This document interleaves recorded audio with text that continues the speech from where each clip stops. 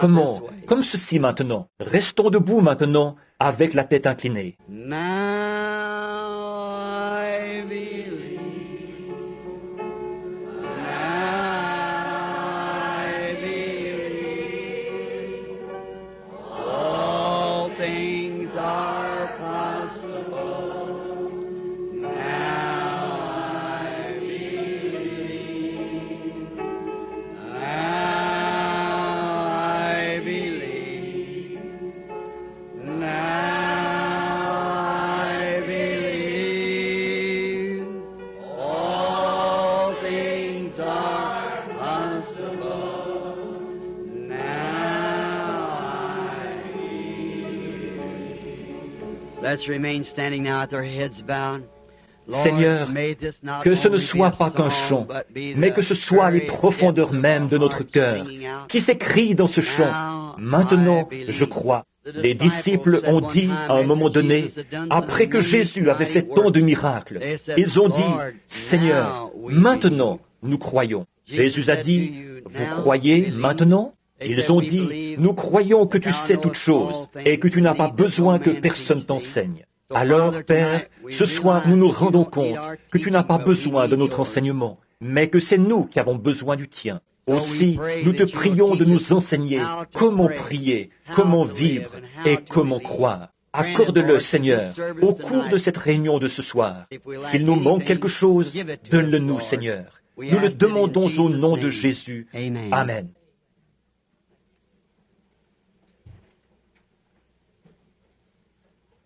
Je sais que beaucoup d'entre vous sont debout encore ce soir. Et à l'extérieur, j'ai rencontré des groupes de gens qui disaient qu'ils n'avaient pas pu entrer.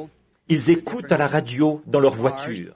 Et maintenant, nous allons essayer de faire aussi vite que possible ce soir, en ce dimanche soir que nous consacrons à la prière pour les malades, où nous ferons une ligne de prière dans la mesure où nous pourrons en former une ici à l'avant. Mais ce service de ce soir, nous le consacrons à la prière pour les malades. Et je veux que vous vous affermissiez maintenant dans ces saints oracles de Dieu, dans la foi de cette heure. La foi, il faudra plus de foi qu'il n'y en a jamais eu dans tout autre âge, car ceci doit être la foi pour l'enlèvement, pour être enlevé au ciel.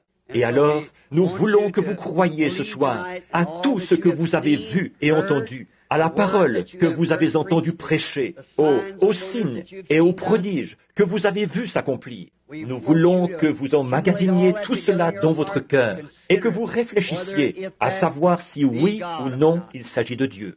Tout comme jadis Élisée l'avait dit, si Dieu est Dieu, alors servez-le. De même, si Jésus est le centre de tout pour le chrétien, alors je pense que nous devrions abandonner tout le reste et nous attacher à lui. Souvenez-vous, il est le centre, il est l'étoile polaire, il est le point de référence final, il est l'absolu. Et s'il est l'étoile polaire, il n'y a qu'une chose qui indique l'étoile polaire, c'est votre boussole avec laquelle vous naviguez. Et la boussole avec laquelle je cherche à vous faire naviguer, c'est la parole.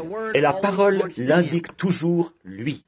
Il nous semble que nous sommes en train de traverser une grande période d'angoisse et d'épreuve. Une période où on ne sait que faire et où il y a de l'angoisse chez les nations, où toutes sortes de choses se produisent. Et parfois, c'est comme si j'étais submergé. Partout où je regarde, c'est comme à bord d'un navire en pleine mer. Et on m'a confié le commandement du bateau. Comment allons-nous arriver à bon port? Une vague crêtée d'écume arrive, 100 fois plus grosse que mon navire. Mais nous franchirons la crête de chacune de ces vagues. Nous sommes plus que vainqueurs par lui. C'est le capitaine en chef, qui tient la corde au bout du navire. Il le fera passer au travers. Nous franchirons la crête de chacune de ces vagues. Maintenant, ce soir, pour faire vite et vous laisser partir de bonne heure, nous vous remercions, car vous faites de longs trajets en voiture et tout.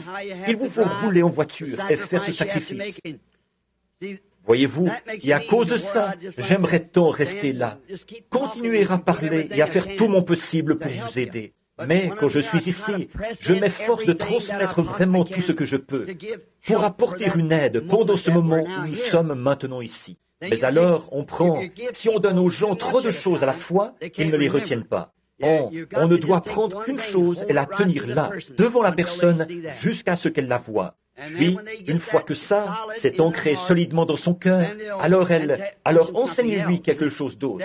Nous avançons pas à pas, tout simplement. Alors, priez et prenez courage. Et maintenant, ce soir, ayez la foi pour la guérison. Je ne pense pas qu'il y ait le moindre doute dans votre esprit quant à l'époque où nous vivons.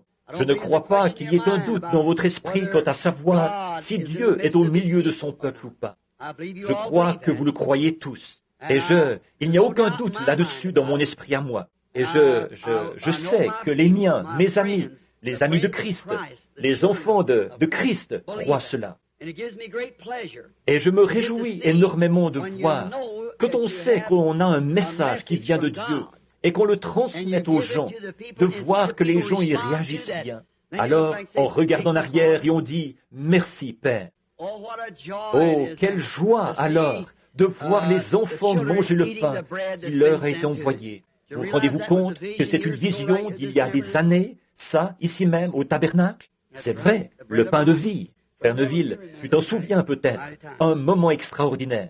Maintenant, prenons, si vous voulez suivre la lecture ou bien la prendre en note, c'est que je ne crois pas qu'il soit opportun de faire un service sans lire la parole de Dieu et faire quelques commentaires, si on a prévu faire un service de guérison ou tout autre genre de service. Nous comprenons tous, il n'y a pas de nouveaux venus parmi nous, je pense, mais nous comprenons tous ce qu'est la guérison. Ce n'est pas quelque chose que quelqu'un fait pour vous, c'est ce que Dieu a déjà fait pour vous. C'est la même chose pour le salut. Seulement, il faut amener les gens à croire que c'est la vérité. Dieu l'enseigne dans sa parole, après quoi il le prouve à ceux qui sont disposés à y croire. Car il a dit, tout est possible à ceux qui croient. Vous dites, rien n'est impossible à Dieu. Vous croyez ça? Rien ne vous est impossible, à vous non plus. Car tout est possible à ceux. Dieu est une seule personne, à ceux qui croient. Voyez? Donc, rien ne vous est impossible si vous pouvez seulement croire. Maintenant, dans 1 Roi, chapitre 17, je voudrais lire les 7 premiers versets, si le Seigneur le veut. Élie, le Tishbite, l'un des habitants de Galade, dit à Achab, « L'Éternel est vivant, le Dieu d'Israël, dont je suis le serviteur. Il n'y aura ces années-ci ni rosée, ni pluie, sinon à ma parole. » Et la parole de l'Éternel fut adressée à Élie en ces mots. « Pars d'ici, dirige-toi vers l'Orient, et cache-toi près du torrent de Kérit, qui est en face du Jourdain. Tu boiras de l'eau du torrent, et j'ai ordonné aux corbeaux de te nourrir là. » Remarquez, te nourrir là, pas ailleurs, là. Il partit et fut selon l'Éternel, ou la parole de l'Éternel, et il alla s'établir près du torrent de Kérit, qui est en face du Jourdain. Les corbeaux lui apportaient du pain et de la viande le matin, et du pain et de la viande le soir, et il buvait de l'eau du torrent. Mais au bout d'un certain temps, le torrent fut à sec, car il n'était point tombé de pluie dans le pays. Que le Seigneur ajoute ses bénédictions à la lecture de sa parole. Et maintenant, ce soir, je voudrais tirer de là un sujet, ce que j'intitulerais « La nourriture spirituelle en sa saison ». Nous avons eu un enseignement sur rendre un service à Dieu ou essayer de lui rendre un service sans que ce soit le temps, la saison, le lieu ou la personne. Ceci, c'est la nourriture spirituelle au temps convenable. Ce prophète Élie, nous ne savons pas grand-chose sur lui, mais nous savons qu'il était le serviteur de Dieu pour cette heure-là. Et Dieu a utilisé son esprit qui était sur Élie à 3 reprises déjà. Et il promet de le faire encore à 2 reprises. À 5 reprises, c'est donc la grâce. Il l'a utilisé sur Élie, il est venu sur Élisée, une double portion de celui-ci. Il était sur Jean-Baptiste et il doit venir afin de faire entrer l'épouse des nations, puis venir, avec Moïse, ramener les Juifs à la maison. C'est exact. Dieu promet d'utiliser l'esprit d'Élie à 5 reprises, et il l'a fait à 3 reprises déjà. Maintenant, ce grand prophète, nous ne savons pas d'où il est venu. Nous savons qu'il était Tishbite. Mais comment il est venu? Nous ne savons pas grand-chose sur les prophètes. Nous ne savons pas d'où ils venaient. Il est très rare. En effet, je n'en connais aucun qui soit venu de l'Église ou qui ait eu une généalogie derrière lui. C'étaient des hommes comme les autres. Ils étaient sans peur et souvent sans instruction. Et ils n'ont jamais rien écrit eux-mêmes. Ésaïe et Jérémie, 2 ou 3 d'entre eux ont écrit. Mais ce grand homme qui était Élie n'a jamais rien écrit. Beaucoup d'entre eux n'ont pas écrit. Peut-être qu'ils ne savaient pas écrire. Mais c'étaient des hommes qui étaient rudes. Personne dans la Bible n'était de la trempe de ces prophètes d'autrefois. Ils ont défié des royaumes, des rois, des peuples, des églises et tout le reste. Ils ont pris fermement position pour la parole de Dieu et Dieu a prouvé qu'ils avaient raison. C'étaient des individus très rudes. Et Élie, c'était un des plus rudes d'entre eux. C'était un homme du désert. Il est sorti du désert. Il vivait dans le désert. La Bible dit qu'il était vêtu de poils. Il était enveloppé d'une peau de mouton et il avait un morceau de cuir, de peau de chameau autour des reins. Très, le visage couvert de barbe. J'imagine qu'il était un homme d'allure très rude, d'aspect très rude. Mais ils ne sont pas tous morts. Ils ne sont pas tous morts. À l'époque du Concile de Nicée, beaucoup d'entre vous avez lu le Concile de Nicée de l'Église primitive. Quand ils ont voulu en faire une organisation, dissoudre toutes les autres églises pour n'en former qu'une seule, quand ils ont tenu le Concile de Nicée, des hommes rudes de la trempe d'Élysée sont sortis du désert et se sont présentés là. Ils se nourrissaient exclusivement d'herbes sauvages, des hommes très rudes. Mais les dignitaires, les gens de la haute, qui relevaient de Constantin et tout, ils les ont fait taire. Eux, du fait qu'ils étaient prophètes, ils savaient que le grain de blé de l'épouse Église devait tomber en terre, tout comme le grain de blé dont l'époux avait dû tomber en terre. Et il y est resté pendant 1000 ans. C'est pourquoi ils écrivent dans les livres aujourd'hui, « Où est ce Dieu silencieux qui a pu rester là et regarder, voir des petits-enfants se faire tuer et des femmes se faire déchirer par des lions et rester assis dans les cieux sans dire un mot ?» Ils ne connaissent pas la parole. Il faut que ce grain de blé tombe en terre. Comment un Dieu juste a-t-il pu rester là et regarder son propre fils mourir, se faire cracher dessus et tout? Mais c'est selon la parole. Il faut que ça arrive. Et c'est comme ça, même en cette heure. Cet homme, il était un grand homme. Il avait devant lui une génération pécheresse. Achab était roi et son père, qui l'avait précédé, avait été méchant. Depuis Salomon, tous les rois qui s'étaient succédés avaient été méchants. Et cet homme, Achab, qui régna pendant 22 ans à Samarie, était le pire de tous. C'était un vrai moderniste. Il croyait à la religion, bien sûr, et il avait implanté la tendance moderne partout. Il avait ses 400 prophètes hébreux, tous bien instruits et bien formés. Dieu lui en avait envoyé un, mais il ne voulait pas le croire. C'était Élie. Mais Élie, ce Tishbite, était un homme du désert. Ce n'était pas un homme raffiné, c'était un homme rude.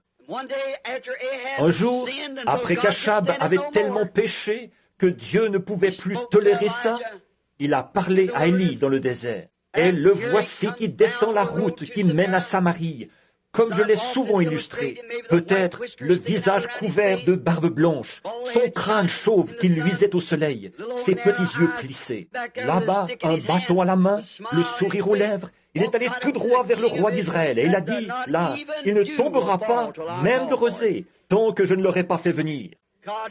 Que Dieu nous donne des hommes comme celui-là, des hommes qui savent ce qu'ils font, avec l'ainsi dit le Seigneur. Or, nous voyons qu'avant de faire ça, Dieu l'avait appelé. Dieu lui avait parlé. Et c'est pourquoi il n'avait peur de rien. Il n'avait pas peur de son message, que ça n'arrive pas. Il savait que ça allait arriver. Il savait que c'était selon la parole du Seigneur. Et il savait qu'il était le prophète de Dieu pour cette heure-là. C'est pourquoi que le roi lui coupe la tête, qu'il le jette en prison, quoi que les gens fassent, ça lui était parfaitement égal. Il avait une commission. Ainsi dit le Seigneur, au roi, bien en face. Quel individu rude! Mais avant de faire ça, de prédire cette grande sécheresse, en effet, Dieu ne permettra pas que le péché reste impuni. Il faut qu'il y ait une punition. À quoi sert d'avoir une loi s'il n'y a pas de punition? À quoi servirait de dire que c'est illégal de griller un feu et qu'il n'y ait pas d'amende qui soit attachée, ou pas de punition qui soit attachée? Ce ne serait pas une loi. Donc, il y a une punition attachée au péché. Alors, quand Dieu fait une loi et qu'on défie cette loi, il faut qu'il y ait une punition attachée à ça. Et cette nation avait violé toutes ces lois. Oh, ils avaient l'Église en grand, ils avaient le temple. Il ne manquait pas d'hommes instruits. Ils avaient des prophètes partout dans le pays. On les produisait dans les écoles, en série, comme une machine. Il ne manquait pas de prophètes, il ne manquait pas de sacrificateurs, il ne manquait pas de scribes, il ne manquait pas de religion, mais ils s'étaient éloignés de la parole de Dieu. Alors Dieu a appelé un homme qui n'était pas dans leur rang du tout, et l'a envoyé avec l'ainsi dit le Seigneur. Et remarquez comme il s'occupe des siens. Avant d'envoyer ce prophète muni du message, il a dit, « Élie, va dire ces choses au roi Achab. » Et alors, quand tu l'auras fait, éloigne-toi vite de lui, car j'ai préparé un lieu où tu iras pendant la sécheresse. Je vais prendre soin de toi, Élie, à condition que tu prêches ma parole, que tu fasses exactement ce que je te dicte. Maintenant, je vais montrer en type ce grand ministère, ce soir, celui d'Élie et l'époque d'Élie, faire le rapprochement avec l'heure où nous vivons. Je crois que c'est un type parfait. Je pense aux nations, si nous avions le temps de retourner en arrière, mais c'est que je veux consacrer le temps qu'il faut à la ligne de prière. Donc, si nous pouvions retourner en arrière et voir ça, Israël s'était emparé de la Palestine dans les mêmes conditions que nous nous sommes emparés des États-Unis. Nous sommes entrés aux États-Unis et nous en avons chassé les habitants, c'est-à-dire les Indiens, et nous avons pris possession du pays. Et de même, Israël est entré en Palestine sous la conduite de Josué, sous la direction de Dieu. On a chassé les habitants et s'est emparé du pays. Et leurs premiers rois étaient des hommes vaillants. David, Salomon, de grands hommes. Nos premiers présidents étaient de grands hommes. Washington, Lincoln, et ainsi de suite. Puis, les présidents, les rois se sont corrompus de plus en plus. Et on a fini par se retrouver avec celui-là, Achab. Le type même, exemple très typique de notre jour. Et les gens étaient devenus tellement modernes qu'ils ne voulaient plus entendre la vraie parole du Seigneur. Et vous pouvez vous imaginer, un peuple moderne comme celui-là, l'impression que pouvait donner un véritable serviteur de Dieu. Voyons, il était fou, il avait perdu la raison. C'était une chose impossible, ça. Ils étaient religieux, très religieux. Il y avait des hommes sincères parmi eux. Il y avait des gens sincères parmi eux. Ils étaient très religieux. Alors, il savait qu'il faudrait plus qu'une théologie ordinaire, qu'il faudrait plus qu'un message ordinaire, qu'il faudrait plus que de prêcher la parole tout court pour ouvrir leur cœur de pierre. Il savait qu'il faudrait l'ainsi dit le Seigneur pour faire descendre ce jugement sur ce peuple-là. Il savait que quand il irait là-bas avec l'ainsi dit le Seigneur, et c'était effectivement l'ainsi dit le Seigneur, de rejeter ça signifiait le jugement. C'est ce que nous voyons à notre époque aussi. C'est ce que nous voyons à toutes les époques. Il ne reste plus que le jugement une fois qu'on a franchi la ligne de la miséricorde. C'est ce type-là que je vais utiliser, Élie, comme type pour représenter l'Église aujourd'hui. L'Église d'aujourd'hui. Juste avant le jugement, il a reçu ce message. Élie, ce qu'il représentait, on a pris soin de lui sur le plan naturel, de sa nourriture naturelle, parce qu'il n'allait pas y avoir de pluie, là, selon la parole du Seigneur, pendant 3 ans et 6 mois, ou tant qu'Élie ne la ferait pas venir. Au moment où tu jugeras bon de prononcer la chose, Élie, c'est ce qui arrivera. C'est pourquoi il s'est avancé vers le roi, et il a dit, « Il ne tombera pas même de rosée tant que je ne l'aurai pas fait venir. » Ça, c'est toute une décharge, n'est-ce pas? C'est tout un message. Et maintenant, nous allons utiliser ce type pour représenter la sécheresse spirituelle d'aujourd'hui. Or, nous le savons tous, nous en sommes très conscients, qu'il y a une grande sécheresse spirituelle dans le pays aujourd'hui, dans le domaine spirituel. Et vous savez, cela a été prédit par les prophètes comme devant venir juste avant la seconde venue de Christ. Ils ont dit, il y aura une famine dans le pays, et ce ne sera pas seulement la disette du pain, mais d'entendre la parole de Dieu. Et ce jour-là, c'est maintenant, d'entendre la vraie parole de Dieu. Alors, ici, la sécheresse naturelle est un type de la sécheresse spirituelle. Le péché et l'incrédulité, à cause des faux docteurs et des modernistes dans l'Église, avaient amené sur ce lieu le jugement qui allait venir, qui approchait. Donc, ils avaient abandonné la parole de Dieu ainsi que son prophète pour se tourner vers une terminologie théologique moderne de la parole. Si vous remarquez, ici, c'est toujours précisément à ce moment-là que Dieu suscite quelque chose. En effet, il ne fait rien sans l'avoir d'abord révélé aux gens, et il le révèle toujours par ses serviteurs. Bon, mais Élie, pendant cette période-là, avait un lieu secret que Dieu avait prévu pour lui où il devait aller. C'est ça que nous voulons voir maintenant, juste avant de faire la ligne de prière. Élie avait un lieu secret qui lui avait été fourni par Dieu lui-même.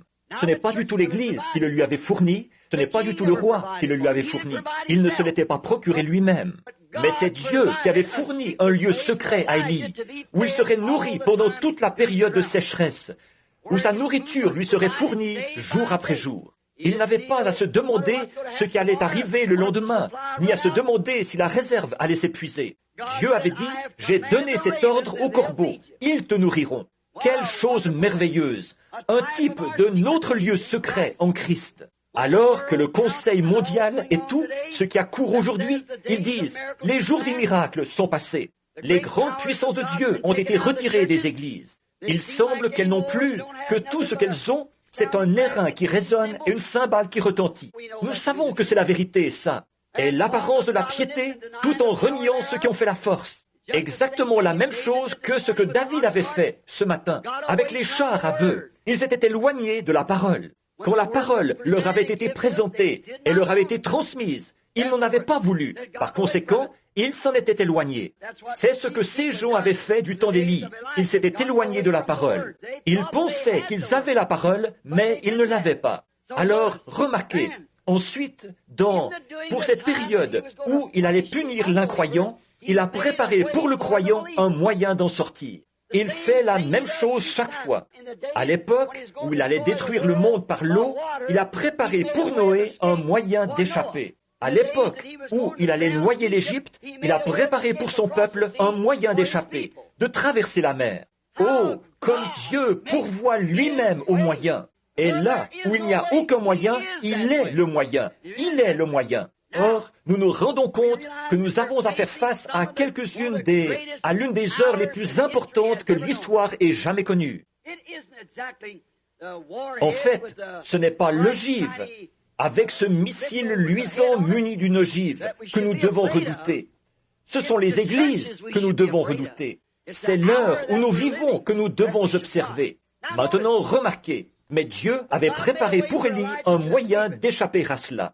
Et il a préparé pour ses enfants qui croient un moyen d'y échapper maintenant, d'échapper à la colère et à ces choses qui doivent venir. En effet, il serait injuste de la part de Dieu de juger ces gens, de faire venir sur eux une punition, de faire sombrer Sodome et Gomorrhe, d'envoyer Capernaum au milieu de la mer, de condamner ces générations-là, et Sodome et Gomorrhe, pour ensuite nous laisser, nous, faire la même chose impunément. Le jugement nous est assuré tout autant que le jugement leur était assuré. Or, nous remarquons que quand ces choses sont apparues, la tendance moderne de l'époque, alors Dieu, à cette époque-là, suscitait un homme, ou plutôt a suscité un homme pour lutter contre ces forces-là. Mais les gens ont refusé d'écouter. Ils pensaient qu'il était fou, qu'il avait perdu la tête, qu'il n'était qu'un vieux fanatique, une espèce d'imbécile sorti du désert, que la brousse avait en quelque sorte rendu fou. Et pourtant, il avait la parole du Seigneur. La parole n'est pas sérieuse dans ses déclarations. C'est ce qu'ils disent aujourd'hui. Oh, eh bien, la Bible, c'est un livre d'histoire. Je suppose que vous avez vu ça, ce qu'ils affirment maintenant. c'est qu'Ève n'a pas mangé la pomme. Elle a mangé c'était quoi déjà? Je crois, c'était un abricot. C'est ce qu'ils disent maintenant. C'était un abricot. Et puis, que Moïse, ce n'est pas du tout la mer Rouge qu'il a fait traverser aux enfants, c'est qu'il y avait un grand tas de roseaux là-bas, à l'autre bout de la mer, et il a traversé une mer de roseaux. Dans ce cas, comment se fait-il que l'eau, E-A-U, ait formé une muraille des deux côtés, qu'ils aient traversé à pied sec alors? Oh, quel non-sens! Mais vous voyez, voilà le genre d'époque qu'il faut pour faire descendre la colère de Dieu sur les gens. Effectivement. Ils disent que ça n'existe pas, c'est jusqu'aux gens d'église qui ne croient pas au miracle. Je vous donnerai $1000, ont-ils dit. Faites-moi voir un miracle. Faites-moi voir un miracle. Eh bien, ils ne verraient pas, même si 10 000 choses étaient produites devant eux. Voyons, ils ne verraient jamais. Vous dites, c'est impossible. Oh non, pas du tout. Élie, un jour, il était à Dothan, et l'armée des Syriens était venue entourer la ville pour s'emparer de lui, parce qu'ils savaient que la puissance de cette nation venait de là, se trouvait dans ce voyant. Eh bien, le roi, un de ces hommes, a dit au roi de Syrie, il a dit, eh bien, tu sais, Élie le prophète, le Tishbite, rapporte au roi d'Israël les propos que tu tiens dans le secret de ta chambre. Il a dit, va chercher ce type-là, c'est ce gars-là qui nous fait obstacle. Et toute l'armée des Syriens est allée en douce encercler Dothan. Ils l'ont cerné de toutes parts. Et Géasi, le serviteur du prophète, s'est réveillé. Et il a dit, « Oh, mon père, les armées nous cernent de toutes parts, ici. Nous sommes complètement encerclés. » Il a dit, « Voyons, ceux qui sont avec nous sont en plus grand nombre que ceux qui sont avec eux. » Voyez? Géasi a regardé autour de lui. Il a dit, « Je ne vois personne. » Il a dit, « Seigneur Dieu, ouvre les yeux de ce garçon. » Et ses yeux se sont ouverts. Et toutes les collines étaient pleines d'anges et de chars installés partout, les forces invisibles. Élie s'est avancé là sans hésitation, et la Bible dit, il les frappa d'aveuglement. Il s'est avancé vers eux. Ils étaient aveugles. Ils ne voyaient pas que c'était lui. Il s'est avancé et il a dit, « Cherchez-vous Élie ?» Il a dit, « Oui, nous le cherchons. » Il a dit, « Venez, je vais vous dire exactement où il se trouve. » Et il les a conduits directement dans un guet-apens, à l'endroit précis où les armées sont sorties et se sont emparées d'eux. Donc la Bible dit, il les frappa d'aveuglement. Ça règle la question. Et aujourd'hui, les gens sont tellement aveugles spirituellement, le Seigneur Dieu a beau descendre au milieu des gens, accomplir n'importe quoi, accomplir les choses qu'il a promises. Ils ne voient toujours pas ce qu'il en est. Ils sont aveugles spirituellement. Ils ne connaissent pas Dieu. Ils ne connaissent pas sa grande puissance. Donc, nous remarquons que c'est ce qu'ils avaient fait du temps d'Élie, et c'est ce qu'ils font encore aujourd'hui. Dieu les frappe d'aveuglement. Aujourd'hui, ils disent qu'il n'y a pas de miracle, que ça n'existe pas, que tout ça, c'est de l'émotion. Et ils avaient dit la même chose d'Élie, puisque quand celui-ci était enlevé et qu'Élisée l'a remplacé, un jeune homme qui était devenu chauve alors qu'il était encore jeune, les enfants couraient derrière lui et disaient, « Vieux chauve, pourquoi n'es-tu pas monté avec Élie ?» Voyez-vous, ils n'y croyaient pas au départ, ces gens, malgré que tant de choses aient été accomplies. Ce grand homme de Dieu avait été enlevé au ciel par un char de feu, et les gens n'y croyaient toujours pas. Et ils ont laissé leurs jeunes enfants courir derrière cet homme et dire, « Vieux chauve, pourquoi n'es-tu pas monté ?» Voyez? Et là, le prophète a maudit ses enfants et une ours a tué 42 d'entre eux. Maintenant, remarquez, aujourd'hui, comme à cette époque-là, ils ajoutent leur interprétation personnelle à la parole. Bon, s'ils veulent faire ça, ça les regarde. Mais ils cherchent à nous y faire croire. La Bible dit que cette parole de Dieu ne peut être un objet d'interprétation particulière. Dieu fait l'interprétation par lui-même. Dieu confirme sa parole, et c'est ça qui en est l'interprétation. Comme je l'ai souvent dit, il a dit au commencement que la lumière soit, et la lumière fut. Ça n'a pas besoin d'être interprété. C'est arrivé. Il a dit qu'une vierge concevrait. Elle l'a fait. Il a dit qu'il répandrait son esprit. Il l'a fait. Et il a dit que dans les derniers jours, il ferait certaines choses. Et il les fait. Ça n'a besoin d'aucune interprétation. Dieu en fait l'interprétation par lui-même. Quoi que disent les hommes insensés, ça n'arrête pas Dieu du tout. Quand Jésus était sur terre, il a dû faire face à autant d'incrédulité que nous aujourd'hui, et peut-être même plus. Mais ça ne l'a pas arrêté. Il a continué quand même à accomplir et à faire son devoir, et Dieu confirmait tout ce qu'il faisait. Il a dit, « Je ne suis pas seul. Mon Père et moi, nous sommes un. Il demeure en moi. Ce n'est pas moi qui fais les œuvres, c'est le Père qui demeure en moi. Si je ne fais pas ces œuvres, alors ne me croyez pas. Mais si je fais ces œuvres, quand même, vous ne me croiriez pas, croyez aux œuvres. » Voyez, autrement dit, elles sondez les Écritures, a-t-il dit, parce que c'est en elles que vous pensez avoir la vie éternelle, en connaissant les Écritures. Et ce sont les Écritures elles-mêmes qui rendent témoignage de moi. Amen. Quelle déclaration! Ce sont elles, les Écritures, qui vous déclarent qui je suis, a dit Jésus. Et ce sont les Écritures qui vous déclarent à quelle heure nous vivons. Et ces choses que vous voyez s'accomplir, c'est Dieu lui-même au milieu de son peuple. Il n'y a que Dieu qui puisse ressusciter les morts. Il n'y a que Dieu qui puisse faire les choses qu'il fait en ce moment. En effet, la Bible dit, il est le même hier, aujourd'hui et éternellement. Alors nous voyons cette tendance moderne des gens. Oh, ces jours-là, c'est du passé. Les miracles, ça n'existe pas. Ces gens-là se laissent emporter par leurs émotions. Écoutez cet Élie, le prophète, qui crie contre eux et contre leurs théologiens. Remarquez, il a parlé comme s'il était Dieu lui-même. Élie a parlé comme s'il était Dieu lui-même. La rosée ne tombera pas du ciel tant que je ne l'aurai pas fait venir. Amen. Oui, monsieur. Le prophète avait été tellement longtemps dans la présence de Dieu. Les prophètes de l'Ancien Testament ou de toute époque, quand ils vivent dans la présence de Dieu, jusqu'à ce qu'ils deviennent la parole, leur message est la parole elle-même. Et souvenez-vous, il a dit, « Ainsi dit le Seigneur ». Quand ces hommes avaient reçu ces messages de la part de Dieu et qu'ils devenaient tellement absorbés que leurs propres pensées, ça allait peut-être à l'encontre de leurs propres pensées, ils n'étaient peut-être pas capables d'y voir clair. Mais ils prononçaient la parole de Dieu. Ainsi dit le Seigneur. Il n'y aura pas de pluie tant que je ne l'aurai pas fait venir. Oh, quelle déclaration! Il avait été dans la présence de Dieu et avait été confirmé de façon tellement parfaite. Et souvenez-vous, c'est aussi conforme à Amos 3:7. Le Seigneur, l'Éternel, ne fait rien sans l'avoir d'abord révélé à ses serviteurs les prophètes. Il a dit, il ne tombera pas de pluie. Il l'a d'abord, ils se sont moqués de lui. Ils le prenaient pour un fou, ce fanatique. Mais voyez-vous, il avait l'ainsi dit le Seigneur, qu'il n'allait pas pleuvoir. Et Dieu, avant de faire ça, il l'a révélé à Élie, son serviteur. Et il était un prophète confirmé, authentifié, alors les gens auraient dû se repentir. Mais au lieu de ça, ils se sont moqués de lui. Ils ont dit, « Oh, nous ne manquons pas de pluie, les réservoirs sont pleins, les rivières coulent bien. » La Bible dit qu'il n'y a pas même eu de rosée pendant 3 ans et 6 mois. Tous les ruisseaux et toutes les eaux ont tari partout. Ce n'était pas cet homme, c'était Dieu qui parlait à travers cet homme.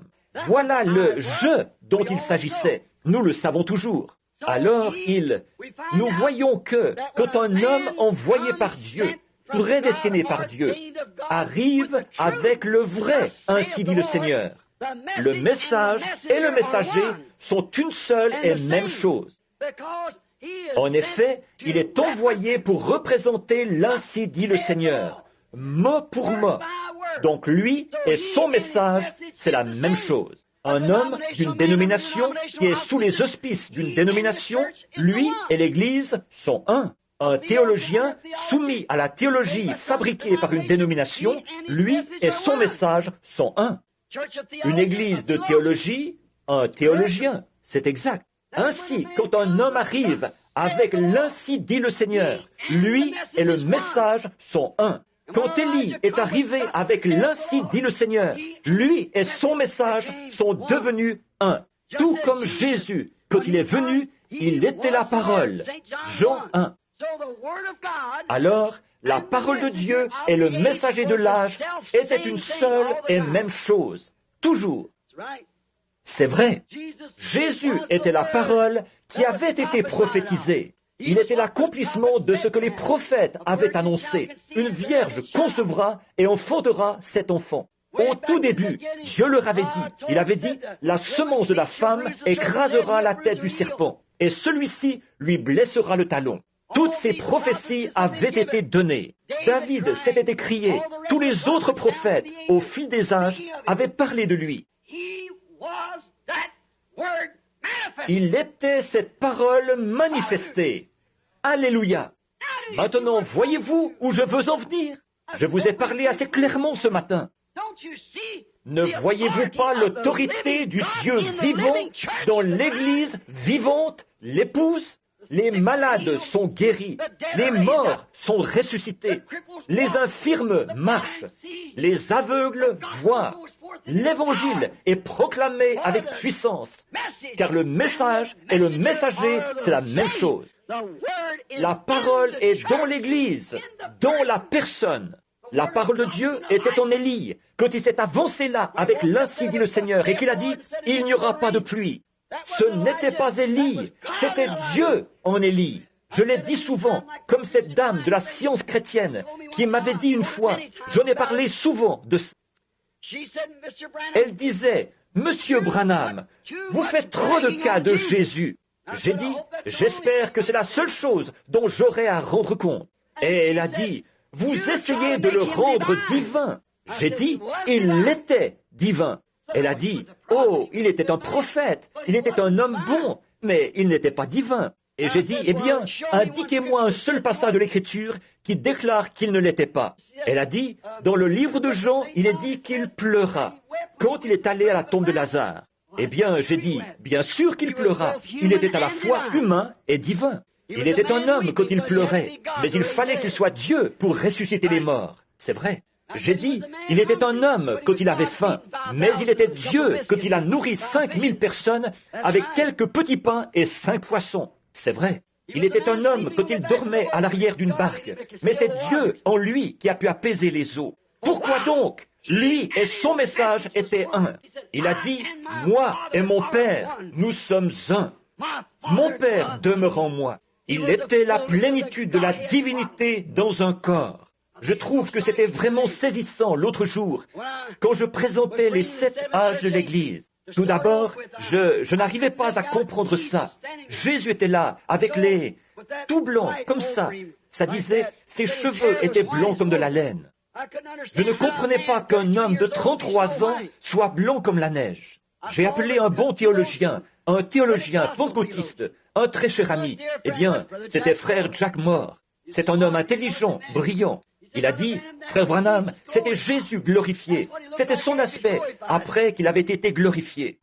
Non, je ne pouvais pas croire ça. Non. J'ai dit, eh bien, frère Moore, merci. Je me suis retiré dans la pièce, là, et je me suis mis à parler à Dieu. J'ai vérifié les références dans ma concordance pour le retrouver dans Daniel, où il est dit, il s'avança vers l'ancien des jours, dont les cheveux étaient blancs comme de la laine.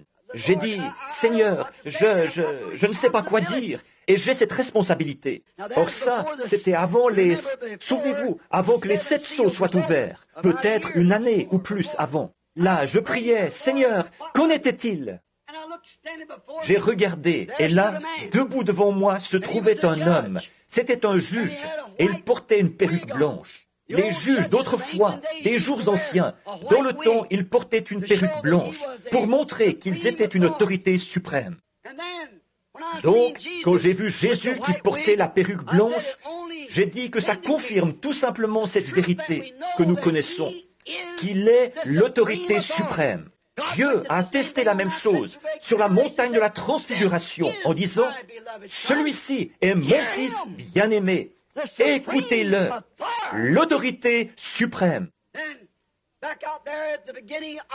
Et puis, là-bas, au commencement des 7 sceaux, quand ces 7 anges sont descendus en forme de pyramide, ils se sont tenus là et m'ont dit de revenir pour parler de ces 7 sceaux et qu'ils seraient avec moi, qu'ils me montreraient de quoi il s'agissait, les choses qui avaient été perdues. J'avais toujours pensé que c'était scellé au dos du livre et que ce serait quelque chose qui n'était pas écrit dans le livre. Mais il s'est avéré que ce qui a été divulgué là, c'est qu'il ne peut pas faire ça. Ce n'est pas quelque chose qui est écrit dans le livre, c'est quelque chose qui était caché dans le livre.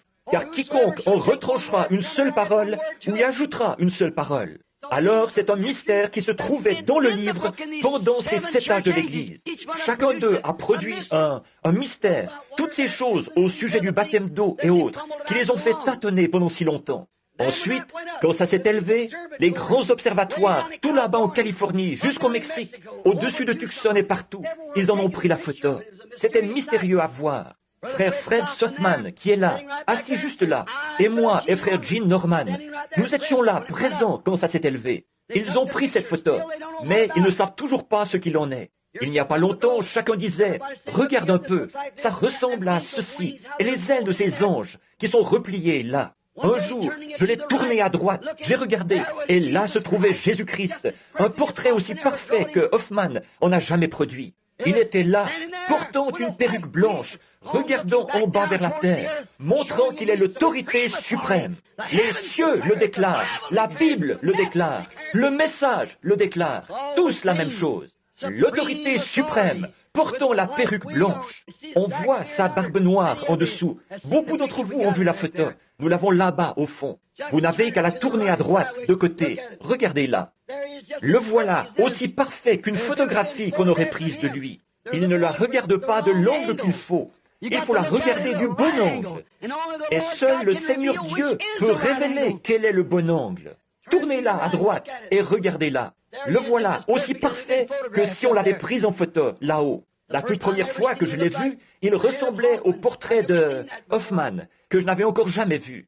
C'est dans le tabernacle de Billy Sunday, des années plus tard, que je l'ai vu. Depuis, j'ai toujours eu une de ces photos-là dans ma maison. Et puis, ici, dans les airs, comme quoi le Dieu même que j'avais vu en vision près d'ici, alors que je n'étais qu'un jeune garçon, près d'ici, à l'endroit où se trouve maintenant l'école. C'est à ça qu'il ressemblait.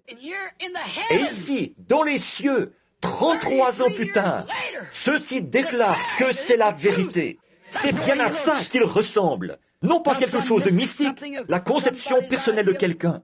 Comme au Vatican, ils ont là un portrait du Christ, avec un petit collier de barbe blanche, ou un collier de barbe d'environ un demi-pouce de long, qui forme un cercle autour du menton, jusqu'au-dessus de la bouche, comme ceci. Ils appellent ça le Christ.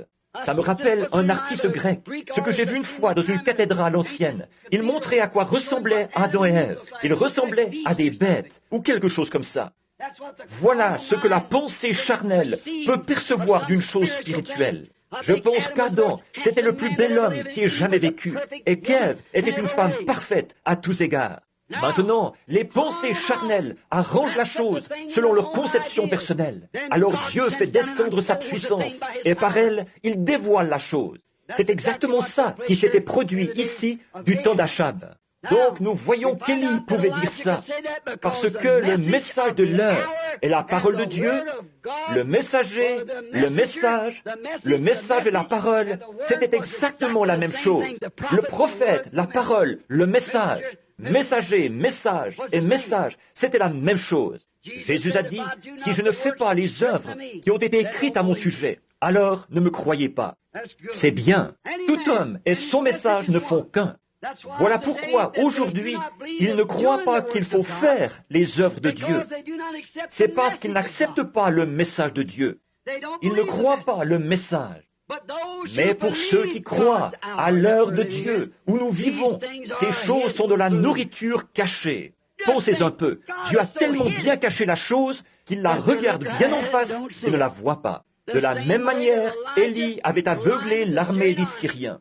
De la même manière, Dieu aveugle l'incroyant pour qu'il ne voie pas la vraie, la véritable nourriture de l'enfant du croyant. C'est pourquoi ils appelaient Noé un fanatique. Il construisait une arche. Ses yeux étaient ouverts à la parole de Dieu et à la promesse. La chose même qu'ils appelaient du fanatisme, c'est ce qui a sauvé Noé et sa famille. Voyez-vous, la chose même, exactement, la chose dont les gens se moquent, c'est la chose que nous recherchons par la prière. La chose que les gens appellent folie, c'est ce que nous appelons grand. Ce que le monde appelle grand, Dieu l'appelle folie. Et ce que le monde appelle folie, Dieu l'appelle grand. C'est exactement ça qui est le contraste entre le vrai et le faux. Jésus-Christ est le même hier, aujourd'hui et éternellement. Souvenez-vous, il est entré dans son lieu secret selon le plan de Dieu, selon l'appel de Dieu et la parole de Dieu. Élie est entré dans son lieu secret selon la prescience, le plan de Dieu et l'appel qu'il avait dans sa vie, et selon la parole. Si ce n'est pas comme ça que nous y sommes entrés, je ne sais pas comment il se fait que nous y soyons. Et remarquez, avant que la sécheresse commence, Élie est entré dans ce lieu secret pour sa subsistance. Un type qui correspond parfaitement. Avant que le jugement commence à frapper la terre, l'Église a déjà été appelée à sortir. L'épouse a déjà été choisie. Et elle attend simplement, avant que le jugement s'abatte. Elle attend déjà. Elle mange la nourriture de Dieu. Elle jouit des bénédictions de Dieu. N'importe quel homme sensé saurait que nous nous dirigeons tout droit, que nous sommes à l'heure du jugement. Regardez, frère Banks, plusieurs d'entre vous, les hommes qui sont ici ce soir, vous étiez là-bas, sur cette montagne, ce matin-là. Et c'est de cette montagne que je veux parler dimanche matin prochain, si le Seigneur le veut. J'ai eu une grande révélation, quelque chose de plus, que j'ai de la peine à m'empêcher de dire ce soir. Mais voyez, et c'est vraiment continuel, tout le temps. Ces choses se produisent l'une après l'autre, voyez. Elles ne cesseront jamais de se produire, car c'était ainsi dit le Seigneur. Vous tous, ici, des milliers de gens, grâce aux bandes, m'ont entendu, alors que je me suis tenu là et que j'ai dit, ainsi dit le Seigneur. Il en sera ainsi et ainsi. Et même les journaux et les magazines ne peuvent pas faire autrement que d'en déclarer l'exactitude. Ils ne savent pas ce que ça veut dire, mais ils l'ont vu. Ils ne savent pas ce que c'est, mais ils l'ont vu. Une confirmation de la vérité de la parole. Nous nous tenions là, au bord de la rivière, le jour où cet ange du Seigneur est descendu, il y a 33 ans, ou c'était en 1933. Il est descendu et a dit les choses qu'il a dites. En repartant, de nombreux hommes qui étaient là, sur la rive, ont dit, « Qu'est-ce que ça voulait dire, Billy ?» J'ai dit, « Ce n'était pas pour moi, c'était pour vous. Moi, je crois, vous, non. » Et j'ai tout simplement continué à marcher. Alors le pasteur m'a dit, il a dit, « Es-tu en train de me dire que toi, qui n'as fait que des études primaires, tu vas parcourir le monde et prier pour des monarques, des potentats, des rois et tout ?» Oh, il a dit, « Oublie ça. » Je ne pouvais pas l'oublier. C'était gravé dans mon cœur. Voici que 33 ans plus tard, tout ce qu'il avait dit est arrivé parfaitement, tel qu'il avait dit qu'il le ferait. Il est Dieu et ne peut pas échouer. Il tient toujours sa parole. Il n'en doutait jamais. Maintenant, remarquez, il y est entré selon le plan de Dieu, la prescience, l'appel de Dieu et la parole de Dieu. Et il y est entré avant que la sécheresse commence. Or, nous savons que le jugement est sur le point de s'abattre. Sur la colline, ce jour-là, avec frère Banks Woods, ici présent, nous montions la colline. Peut-être vais-je le raconter de nouveau, pour faire grandir votre foi, en vue de la ligne de prière qui se fera dans les 10 ou 15 prochaines minutes. Je marchais juste devant frère Banks. Je pense qu'il était parti au moment où sœur Ruby était malade. Il me suivait, et j'ai remarqué qu'il avait le visage rouge. J'ai regardé en arrière, je me suis dit qu'il avait peut-être de la peine à gravir cette colline. Alors j'ai ralenti un peu. Là-bas, dans ces déserts, à monter des collines comme ça, à l'endroit où les anges du Seigneur étaient apparus. Nous nous dirigions tout droit vers cet endroit-là, l'endroit où ils étaient apparus quelques mois auparavant. Et pendant que je montais la colline, l'Esprit de Dieu, quand je me suis retourné, j'ai regardé au sommet de la montagne. Et il a dit, ramasse cette pierre et dis-lui, ainsi dit le Seigneur. D'ici quelques heures, tu vas voir la gloire de Dieu. J'ai tout simplement ramassé la pierre et j'ai dit, frère Banks, je ne sais pas pourquoi. Je l'ai lancée en l'air et j'ai dit, ainsi dit le Seigneur, tu vas voir la gloire de Dieu. Il a dit, c'était pour Ruby? J'ai dit, non, je ne pense pas qu'il y avait un rapport avec toi, Banks, ni avec toi, ni avec Ruby. Je pense que ce qui a été dit là, c'est, ainsi dit le Seigneur, il va se produire quelque chose. Le lendemain matin, pendant que nous étions là, beaucoup d'hommes, je ne sais pas combien d'entre eux sont assis ici en ce moment, nous étions 12, 14 ou 15 assis là. Tout à coup, un ministre s'est avancé vers moi et m'a dit, « Frère Branham », il a dit, « Mon nom est un tel ». Il a dit, « J'étais un de vos commanditaires en Californie ». J'ai dit, « Je suis heureux de faire votre connaissance, monsieur. Douglas McHughes ». Il a dit, j'ai dit, « Je suis heureux de faire votre connaissance ». Je lui ai serré la main. Il a dit, « Eh bien, je voudrais vous poser une question ». Il a dit, « Roy Robertson, qui est administrateur ici, frère Woods, Terry et Billy et frère McAnally, et je ne sais plus trop qui se trouvait là. Et il a dit, « Je voudrais vous demander quelque chose. » Il a dit, est-ce qu'il arrive que le Seigneur vous donne des visions ailleurs, comme ceci? J'ai dit, oui frère, mais je viens ici pour m'en éloigner en quelque sorte, pour me reposer. J'ai regardé autour, comme ceci, et j'ai vu un docteur de forte corpulence qui le regardait. Il a dit, révérend Matthews, cette allergie qu'il y a dans votre œil va bientôt détruire cet œil. Je vous ai soigné pendant 2 ans, et je ne peux rien y faire. Je me suis tourné vers lui. J'ai dit, la raison pour laquelle vous m'avez demandé ça, c'est que votre docteur vous a dit l'autre jour qu'il y a cette allergie dans votre œil. C'était au milieu du jour, vers 11 heures, et il portait des lunettes de soleil. Et j'ai dit, la raison, vous ne les portez pas à cause du soleil, mais à cause de votre œil. Il vous a dit que vous alliez perdre cet œil. Et il s'est mis à pleurer. Il a dit, c'est exact. Je me suis retourné pour continuer à circuler. J'avais une pelle à la main et j'ai regardé. Je l'ai vu qui se tenait là en me regardant, les yeux tout ce qu'il y a de plus clair. J'ai dit, mais ainsi dit le Seigneur, vous n'allez pas perdre cet œil. J'étais à la chasse avec lui l'automne dernier. Il voyait mieux que moi et que tous ceux du groupe. Jamais il... Et j'ai vu une dame âgée qui descendait son bas et soulevait un côté de sa jupe. Elle a dit, mon fils, si tu vois frère Branham, dis-lui de prier pour mes pieds. Et j'ai regardé ça. Il y avait là des petites, on aurait dit des petites tumeurs qui pendaient sur ses pieds partout.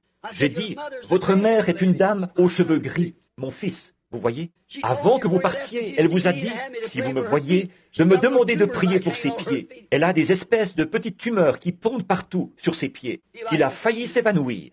Il a dit, c'est la vérité. J'ai dit, dites-lui de ne pas s'inquiéter, tout ira bien. Je me suis mis à circuler. Alors j'ai entendu la voix de Dieu parler, dire, sauvez-vous vite. Roy Robertson se trouvait là. Je savais que c'était un ancien combattant.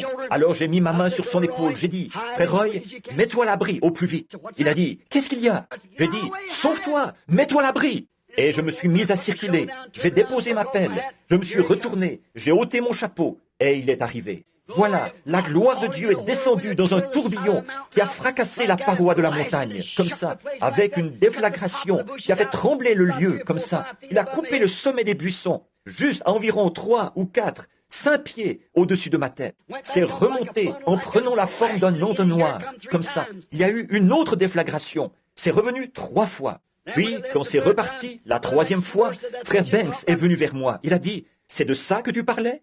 J'ai dit, oui. Il a dit, qu'est-ce que c'était? J'ai dit, Dieu apparaît dans les tourbillons. Je ne savais pas s'il voulait que je le dise aux gens ou pas. Alors, je suis reparti et j'ai prié un peu. Alors, il m'a dit que je pouvais le leur dire. J'ai dit, c'est le jugement qui frappe la côte ouest. Regardez là aujourd'hui. Regardez ce qui est arrivé. Quelques heures après, l'Alaska a été englouti. Et maintenant, tout est en train de sombrer. Nous entrons dans le jugement. La miséricorde a été repoussée. Mais grâce soit rendue à Dieu. Nous avons de la nourriture cachée, de la nourriture spirituelle. Nous vivons de la bonté et de la miséricorde, de la révélation de Jésus-Christ en ces derniers jours, alors qu'il confirme sa personne au milieu de son peuple. Amen. Ils sont entrés, Élie est entré avant que la sécheresse commence. Dieu merci, nous sommes entrés avant que le jugement commence. C'est maintenant le temps de sortir et d'entrer, de sortir de ces organisations et d'entrer en Christ. Le temps de sortir et d'entrer pour tous les vrais croyants. Alors, il a été appelé et il est resté à l'intérieur. Souvenez-vous, il n'a jamais quitté ce torrent tant que Dieu ne l'a pas appelé. Et vers la fin de la sécheresse, il a appelé à sortir de là pour se rendre chez une veuve. Remarquez, il a fait appel à cette veuve. Et cette veuve ne s'était pas associée avec les incroyants, pris la marque de la bête pendant la sécheresse. Alors, il a appelé Élie à nourrir cette veuve. Tout ce qu'ils avaient, c'était un petit gâteau, une petite chose à laquelle elle s'accrochait. Et Élie a dit, « Donne-le-moi premièrement, car ainsi dit le Seigneur, ce pot ne se videra point et la cruche ne séchera point, jusqu'au jour où le Seigneur Dieu fera tomber de la pluie sur la face du sol. » Faire passer Dieu avant tout, sa parole avant tout. Remarquez, il y avait de la farine dans le pot. Chaque fois qu'elle allait chercher de la farine, il y avait de la farine dans le pot. Il y avait de l'huile dans la cruche. Chaque fois qu'elle allait en chercher. Pourquoi la farine représentait Christ dans l'offrande de farine? Les grains devaient être impeccables pour que chacun soit moulu. Chaque grain de cette farine était pareil, montrant qu'il est le même hier, aujourd'hui et éternellement. C'était là la parole, le pain de vie, qui faisait suite au message, pour confirmer la parole. C'est pareil aujourd'hui, mes amis. C'est pareil aujourd'hui. Le pain de vie dont les enfants se nourrissent fait suite au message de Dieu, afin de les nourrir pendant la période de la sécheresse. Et s'il était en notre présence aujourd'hui, et s'il était en notre présence maintenant même, il se comporterait et il ferait exactement la même chose que ce qu'il avait fait à l'époque où il était dans une chair, ici sur terre. L'épouse fait partie du mari. L'Église est pareille à Christ. Vous ferez, vous aussi, les œuvres que je fais. Et c'est la parole qui les faisait. Il nous a dit que nous ferions, nous aussi, les choses que lui, il avait faites. Là encore, nous remarquons, si la parole est en nous et qu'elle est venue à nous comme elle l'avait fait dans le cas d'Élie à cette époque-là, elle accomplira la même chose que ce que lui, il avait fait. Il allait se nourrir des choses secrètes de Dieu qui sont cachées au monde. Oh, là encore, c'est ce qui fait que le message et le messager sont un. La nourriture spirituelle est prête, maintenant en sa saison.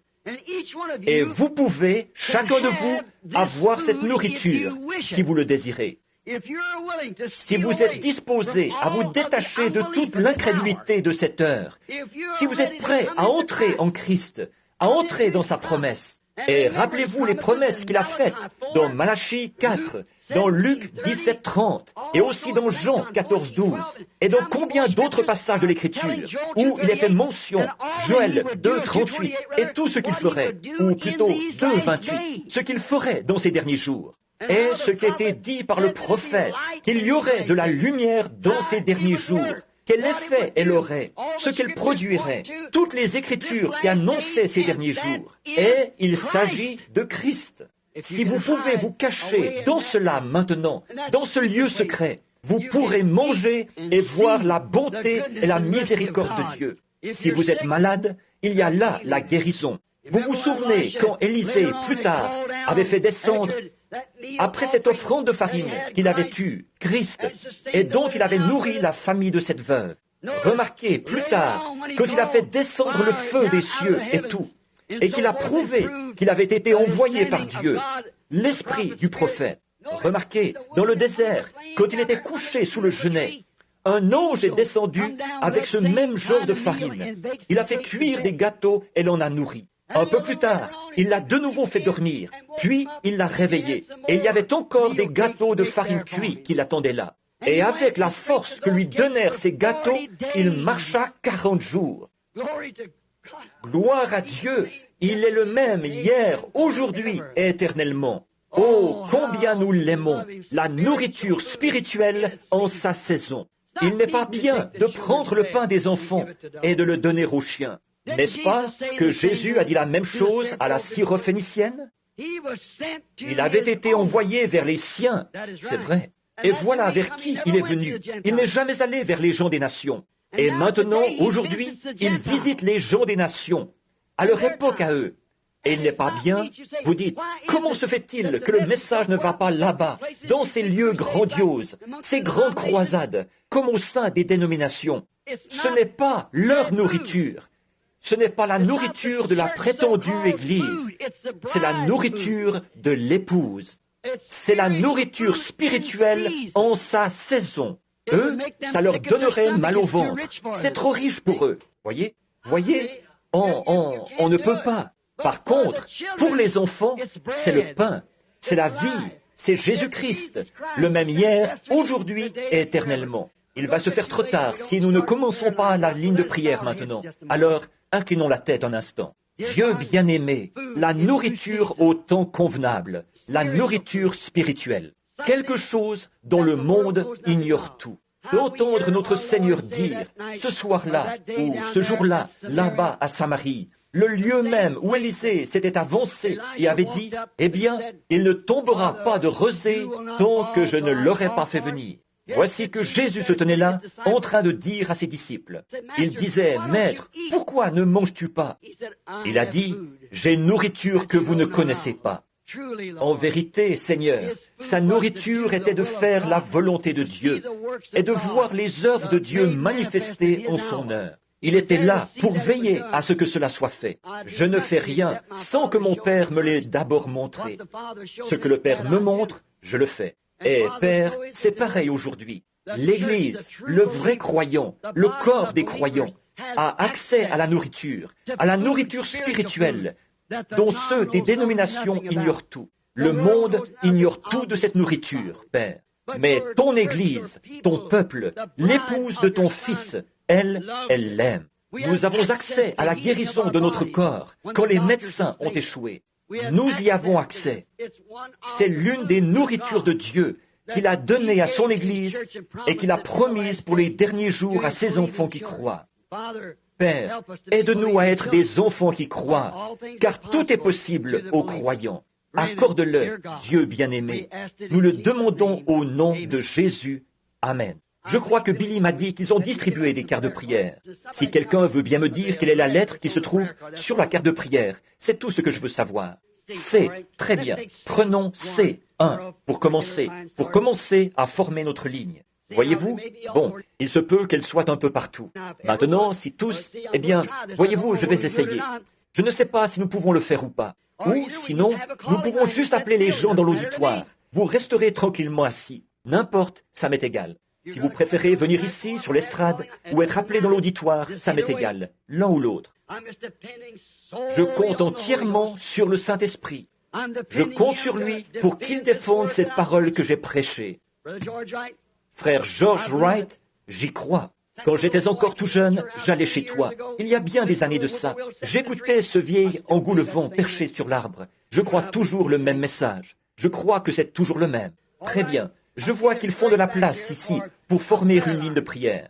Très bien. Carte de prière C, numéro 1, 2, 3, 4, 5. Approchez-vous en premier et placez-vous juste ici. Si vous ne pouvez pas vous lever, vous n'avez qu'à lever la main. Quelques-uns viendront vous transporter. Qu'est-ce qu'il y a? Oui. Carte de prière C, 1, 2, 3, 4, 5. Et maintenant, remarquez, vous qui n'avez pas de carte de prière. Or, il y a très très longtemps que je n'ai pas fait une ligne de prière de ce type. Combien se souviennent de ma commission au moment où nous avons construit le tabernacle ici? Il a dit, fais l'œuvre d'un évangéliste. Il n'a pas dit que j'étais un évangéliste. Il a dit, fais l'œuvre d'un évangéliste. Voyez-vous? Car l'heure viendra où il y aura un changement. Cette heure arrive. Très bien.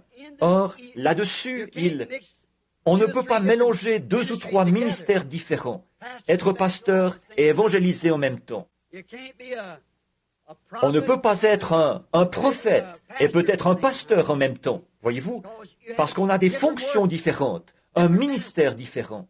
Par contre, le Seigneur m'a fait part de ce que je devais faire dans mon message. Mais là, il a dit, fais l'œuvre d'un évangéliste, remplis bien ton ministère, car l'heure viendra où ils ne supporteront pas la saine doctrine.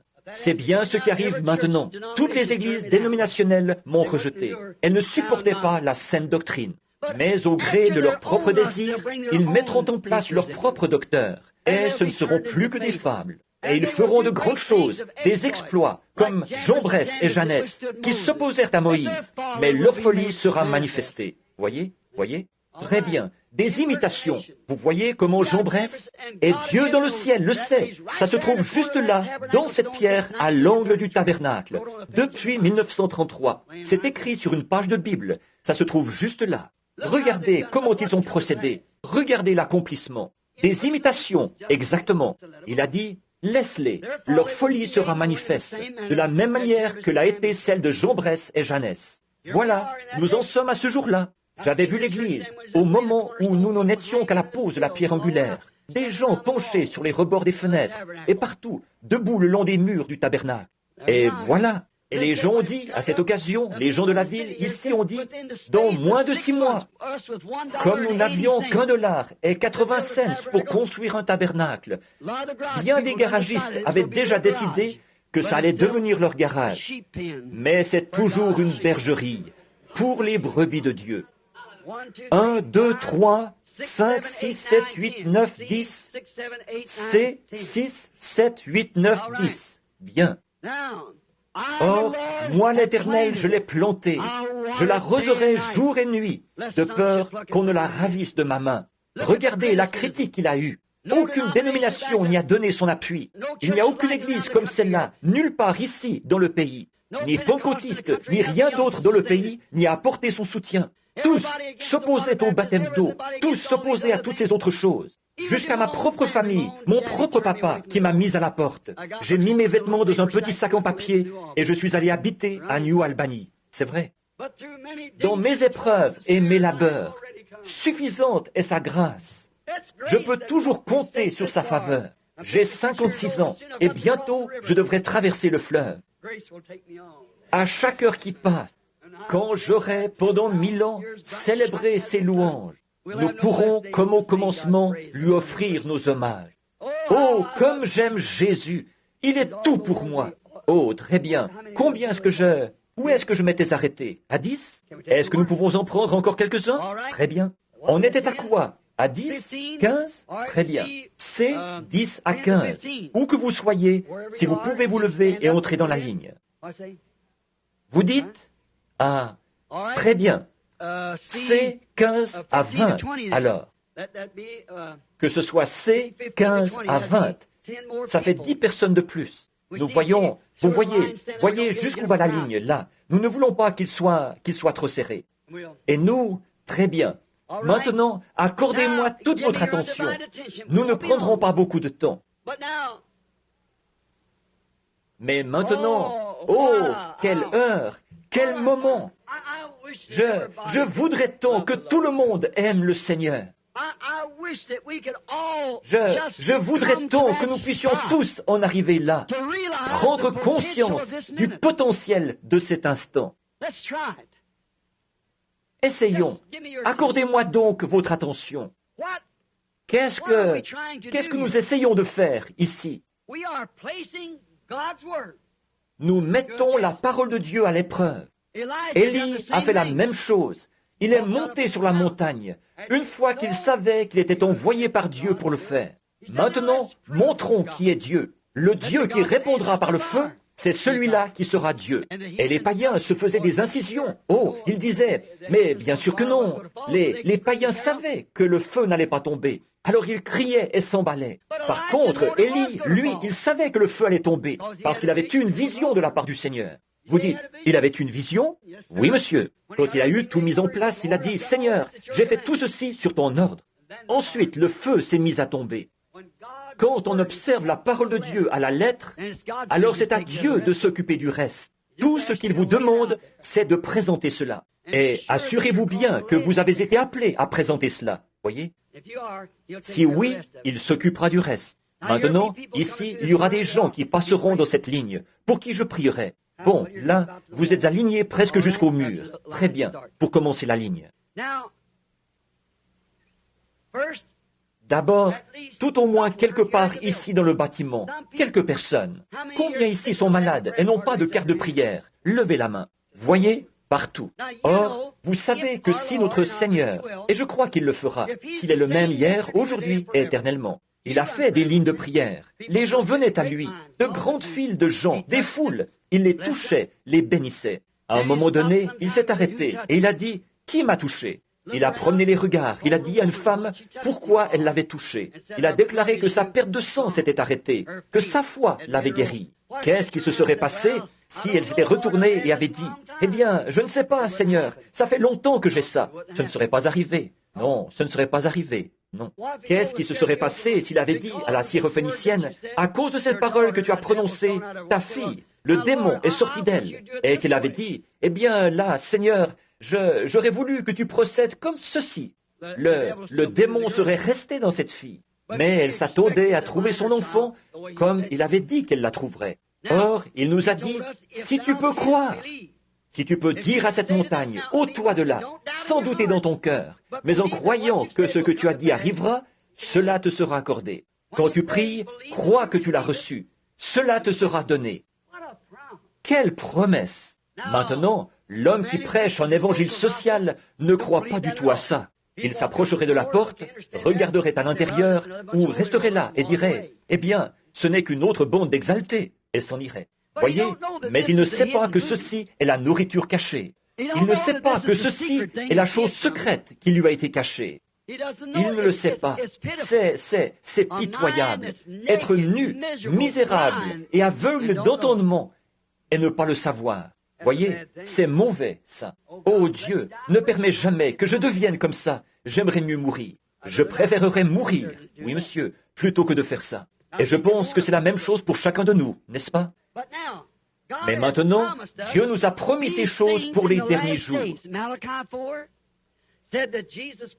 Dans Malachie 4, il est dit que Jésus-Christ descendrait et se présenterait dans une chair humaine, comme il l'avait fait à Sodome. C'est vrai. Et il est dit que le monde serait dans un état sodomite. Et il est dit, il en sera de même. Le Fils de l'homme se révélera en ce jour-là. Voyez-vous, cet homme qui était descendu sous la forme d'un homme, c'était Elohim, auprès d'Abraham, avant la venue de ce Fils promis. Regardez ce qu'il en était. Abraham a dit que c'était Dieu. Et la Bible dit que 3 hommes sont venus à lui. Ils avaient de la poussière sur leurs vêtements. Ils avaient voyagé. Ils se sont assis et ils ont mangé comme des hommes. Et Jésus a dit que juste au moment où le monde se retrouverait dans un état sodomite, c'est alors que le Fils de l'homme se révélerait de nouveau. Non pas le Fils de Dieu, le Fils de l'homme, voyez-vous, se révélerait. Maintenant, faites le rapprochement avec ce que le dernier prophète a dit. Voici, je vous envoie Élie le prophète, et il ramènera le cœur des enfants au Père. Voyez? Un message visant à les ramener à la Bible. Et le Fils de l'homme se révélera en ce jour-là. Et en ce jour-là, où sonnerait le dernier âge de l'Église, le 7e ange, les mystères de Dieu devaient être divulgués en ce jour-là. Les 7 sceaux seraient rompus. Les mystères de toutes ces églises et de toutes ces choses, comment elles sont arrivées, et ce qui s'est passé. Ils ne savent pas ce qu'il en est. Jésus a dit, pharisiens aveugles. Il a dit, si un aveugle conduit un aveugle, n'est-ce pas qu'ils tombent tous deux dans une fosse? Voyez-vous, c'est pour ça que ces gens ne voient pas ce qu'il en est. Le mystère de cela, de ces sceaux, c'est que chacune de ces églises a formé une organisation et s'est retrouvée là-dedans. Et voilà une des choses secrètes qui était mauvaise aux yeux de Dieu. Vous voyez ça, Dr. Lee? Voyez-vous? Regardez, effectivement, c'est là le point, justement. C'est là un des secrets. Ils sont devenus une organisation. Et voyez-vous, ils étaient complètement en dehors de la volonté de Dieu. Cette chose sera dévoilée dans les derniers jours. Et les gens seront conduits, non pas à un credo ou à une dénomination, mais ils seront ramenés à la vraie parole. Et la vraie parole sera adressée à un certain groupe de gens. Et le Fils de l'homme se révélera au milieu d'eux, le même hier, aujourd'hui et éternellement. Oh là là! Oh, j'aime ça! J'aime faire son éloge. J'aime le rendre grand devant les gens. Je n'ai pas à le rendre grand, il est déjà grand. Il est tellement haut que vous ne pouvez pas passer par-dessus lui, tellement profond que vous ne pouvez pas passer par-dessous lui, tellement large que vous ne pouvez pas le contourner. Et malgré tout ça, vous avez assez de place pour lui dans votre cœur. Ne voulez-vous pas le recevoir? Comme notre Seigneur est merveilleux. Très bien. Maintenant, soyons bien tranquilles. Tout le monde. Or, nous avons parlé de ceci. Maintenant, la question c'est, est-ce vrai? Bon, il se peut qu'il y ait des nouveaux venus ici. Voici ce que je dirais, ce que je vous dirais, si Christ est le même hier, aujourd'hui et éternellement. Qu'est-ce qu'il ferait en cet instant? Il ferait la même chose que ce qu'il avait fait quand il était ici auparavant. Pas vrai? La foi des gens toucherait son vêtement et il se retournerait, comme il l'avait fait dans le cas de la femme au puits, et comme il l'avait fait en d'autres lieux, et qu'il connaissait leurs pensées. Bon, vous dites, est-ce qu'il pourrait me guérir? Sa parole déclare que ça, c'est déjà fait. Par contre, ce qu'il faut, c'est qu'il fasse connaître sa présence ici. Or, s'il nous apparaissait dans un corps physique, qu'il ressemblait trait pour trait au portrait du Christ à 33 ans de Hoffman, que du sang coulait de sa main et tout, qu'il avait des marques de clous partout, je n'accepterai pas ça. Non, non, non, non. Quand il viendra lui-même, tout œil le verra, toute langue le confessera. Comme l'éclair va de l'Orient jusqu'en Occident, il en sera de même. Voyez? Nous ne croyons pas à ces sectes et à ces clans. Nous croyons que Dieu est la parole. Mais il s'incarne, il prend votre corps et mon corps, et il vous donne des dons, il me donne des dons, et c'est au moyen de ces dons qu'il se fait connaître. C'est ça, la nourriture secrète. Peu importe combien il pourrait se faire connaître à travers moi, il faut que vous y croyiez, il faut que vous ayez un don de foi, vous aussi, pour y croire. Croyez-vous ça? Et maintenant, s'il se manifeste de cette manière-là, est-ce que vous croirez en lui? De tout votre cœur, vous croirez en lui? Oh, comme c'est merveilleux! Je l'attends, tout simplement. J'attends de voir ce qu'il dira. Voici un homme, ici. Je ne l'ai jamais vu de ma vie, à ma connaissance. Il semble être un homme bien robuste, en bonne santé. Et il l'est probablement. Je ne sais pas. Mais il se tient là. Bon, je pourrais aller imposer les mains à cet homme et prier pour lui demander s'il croirait. Il pourrait se tenir ici et me dire, je voudrais que vous priez pour un tel. Et j'ai un affaissement de la voûte plantaire. J'ai constamment mal à la tête. J'ai des ulcères à l'estomac ou quelque chose comme ça. Je ne sais pas. Il pourrait mentionner n'importe laquelle de ces choses. Je dirais, bon, très bien mon frère. Je vais poser mes mains sur vous et prier pour vous. Ce serait parfaitement bien. C'est exactement ça que nous avons fait tout au long de l'âge. Pas vrai? Mais souvenez-vous, Jésus a dit que juste au moment de sa venue, ce serait différent, comme ce qui était arrivé du temps de Sodome. Et l'homme qui était venu, il avait le dos tourné à la tente où se trouvait Sarah. Et il a dit, non pas Abraham, là, Abraham. Voyez-vous, la veille, il était Abraham, mais une vision s'était présentée devant lui. Et le Seigneur lui avait dit ceci, je vais changer ton nom. Et voici que le Seigneur lui-même, sous la forme d'un homme, est en train de manger et de boire avec lui. Il a dit, Abraham, où est ta femme Sarah? S-A-R-R-A, non pas S-A-R-A-I, tréma. Il a dit, elle est dans la tente, derrière toi. Il a dit, je vais te visiter, selon la promesse que j'ai faite il y a 25 ans. Et Sarah a un peu ri en elle-même. Il a dit, Sarah vient de rire dans la tente en disant, comment cela peut-il se faire? Ah, y a-t-il quelque chose qui soit trop difficile pour Dieu? Voyez? Bien, non, monsieur. Maintenant, il a dit, Jésus a promis que lui, le Fils de l'homme, qui est la parole, vous croyez ça? Viendrait dans les derniers jours et qu'il se révélerait au moment où le monde serait comme Sodome et Gomorrhe. Vous croyez que c'est vrai, ça? Avant que nous fassions une seule prière, certains d'entre vous dans l'auditoire, priez et voyez si le Fils de l'homme est toujours le même hier, aujourd'hui et éternellement. Demandez simplement s'il l'est. Dites, Seigneur, cet homme ne me connaît pas, mais je sais que tu es le même hier, aujourd'hui et éternellement. Voyez s'il vous dira ce qu'il en est. Oui, monsieur. Maintenant, levez la tête un instant.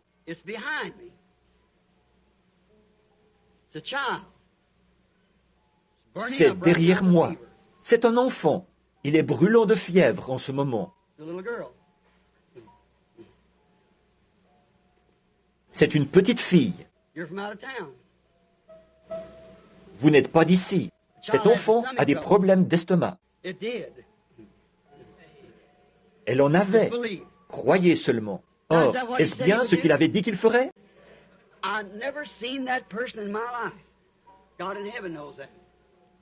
Je n'ai jamais vu cette personne de ma vie. Dieu, dans le ciel, le sait. Cet homme, ici, il a l'air très robuste et en bonne santé. Mais voyez-vous cette ombre au-dessus de lui, là? Ça veut dire qu'à moins que Dieu ne lui vienne en aide, il ne sera plus là très longtemps.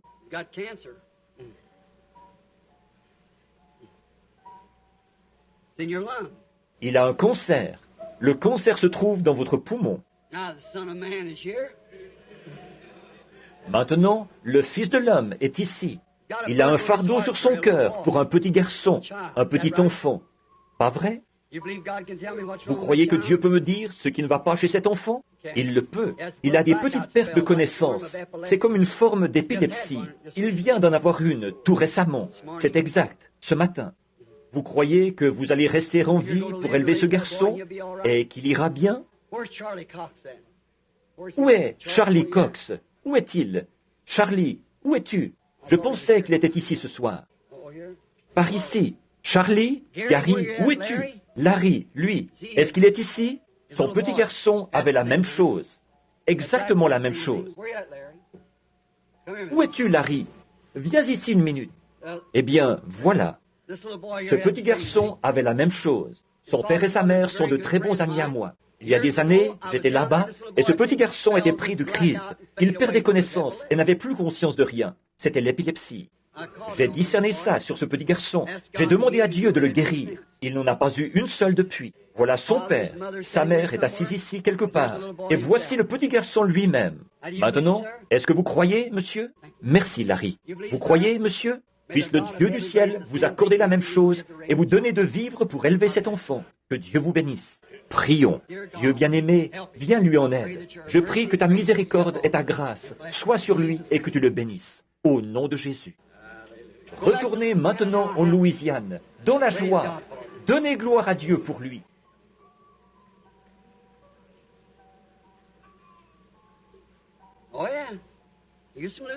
Oh oui, il était de la Louisiane, effectivement, de la région de Lake Charles.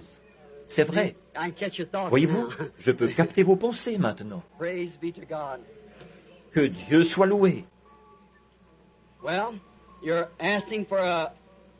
Eh bien, vous demandez une bonne chose. Vous voulez avoir un bébé. Vous avez eu des enfants déjà, 2 ou 3 enfants, mais vous en voulez un autre. Puisse le Dieu du ciel vous l'accorder, ma sœur. Venez, je veux juste vous imposer les mains. Dieu bien-aimé, donne à cette femme ce que son cœur désire, parce que c'est une noble cause. Au nom de Jésus. Amen. Maintenant, allez avoir cet enfant. Dieu est un Dieu bon. Vous croyez ça? Il sait tout ce dont nous avons besoin. Il pourvoit à tous nos besoins si nous le croyons. Il a dit, si tu peux croire, je vous ai serré la main quelque part. Je ne me rappelle plus où c'était, mais quelque part je vous ai serré la main. Je ne me rappelle plus exactement, seulement nous étions quelque part, aujourd'hui, quelque part, mais je ne sais pas où c'était. Par contre, ce n'est pas là, nous ne sommes pas là pour parler de ça. Vous êtes là pour parler ou pour prier. Vous voulez que je prie pour quelqu'un d'autre. C'est exact. Il n'est pas ici, il est en Géorgie, malade. Il n'est pas seulement malade physiquement, mais il est malade spirituellement. Votre cousin. Vous croyez que Dieu va s'en occuper parce que vous vous êtes tenu là pour lui? Vous le croyez? Venez, prions ensemble. Dieu bien-aimé, accorde à cet homme ce que son cœur désire, afin qu'il reparte et trouve cet homme en train de pousser des cris vers Dieu. C'est au nom de Jésus que je le demande. Amen. Que Dieu vous bénisse. Ne doutez pas, croyez de tout votre cœur.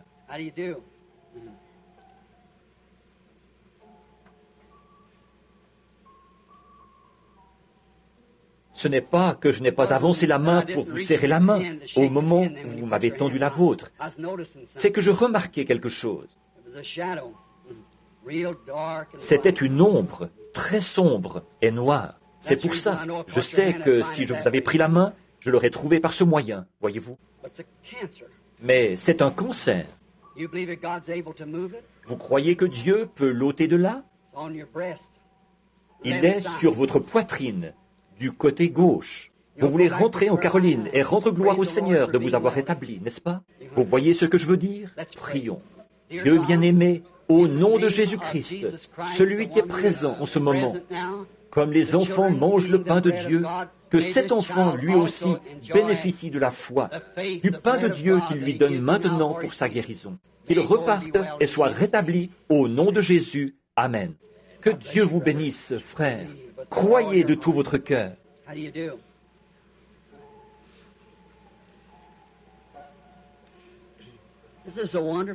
C'est un moment merveilleux, n'est-ce pas? C'est comme si les gens étaient saisis d'un grand sentiment de révérence. Ou c'est comme si peut-être, à mes oreilles, c'est comme quelque chose qui fait un bruit comme ça, voyez-vous? C'est le pain des enfants, voyez? C'est à vous, c'est pour vous. Ce n'est pas pour moi, c'est pour vous. Je suis très reconnaissante de ce qu'en ce moment je suis en bonne santé à ma connaissance. Mais c'est du pain pour moi aussi quand j'en ai besoin. C'est du pain pour vous C'est un encouragement. Même pour vous qui n'êtes pas malade, ça fait tout simplement monter notre cœur vers Dieu. C'est exactement la saison pour ceci. C'est ce qu'il a dit qu'il ferait. Et ce qui arriva du temps de Sodome arrivera de même à la venue du Fils de l'homme, quand le Fils de l'homme sera révélé. Voyez? Et voici, je vous envoie Élie le prophète, avant le jour de l'Éternel, ce jour grand et redoutable. Il ramènera le cœur des gens au Père. Voyez? Voyez? Et alors les justes fouleront les méchants, leurs cendres. Ceux-ci brûleront comme une fournaise. Voyez-vous, la terre brûlera. Nous le voyons. Elle va s'effondrer là-bas. Et il y aura des éruptions volcaniques partout sur la terre. Et les cieux seront embrasés. Ô rocher des âges, sois miséricordieux envers moi maintenant, et aussi à ce moment-là.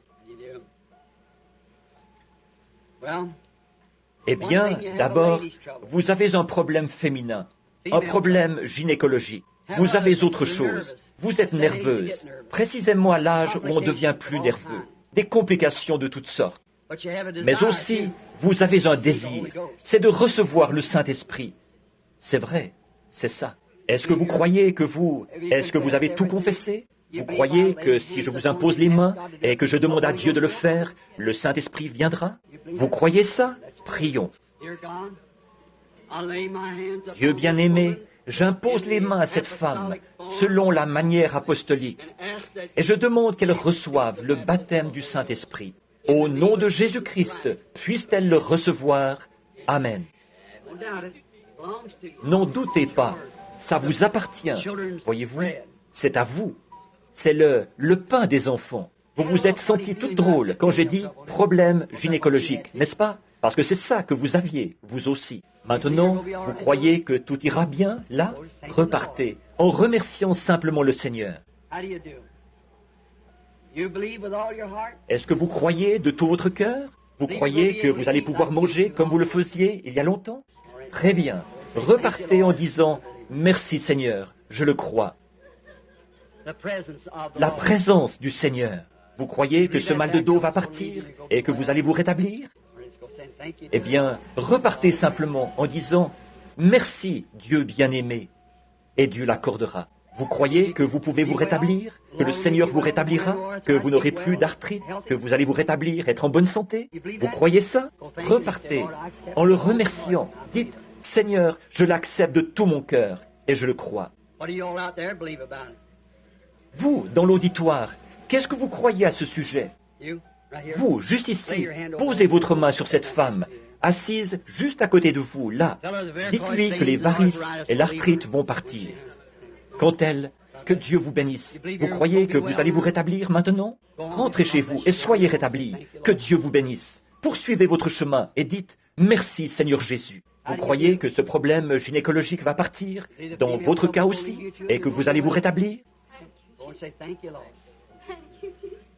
Repartez en disant « Merci Seigneur ». Bonjour. Tiens, je connais votre nom. Autrefois, à l'époque où j'étais pasteur de l'église baptiste, Totten, sœur Della Totten. Vous souffrez de maux de dos maintenant. Tout ira bien.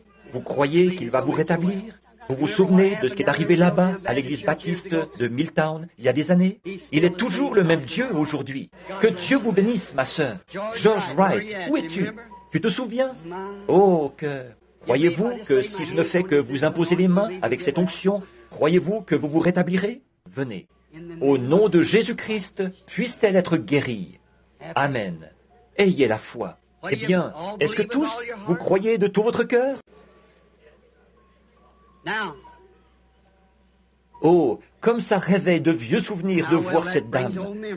Son nom m'échappe encore, mais Totten, c'est exact. Oh oui, sa fille, c'était Birdie. C'est exact. C'est tout à fait exact. N'allez pas penser que je divague. C'est juste que je suis un peu, vous savez, c'est un peu... Je ne peux pas l'expliquer. Mais votre mal de dos est parti, madame. Repartez, louez le Seigneur, dites « Merci Seigneur ».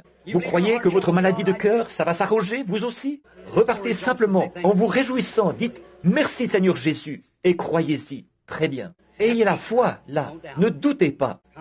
Venez, madame. Est-ce que vous croyez de tout votre cœur?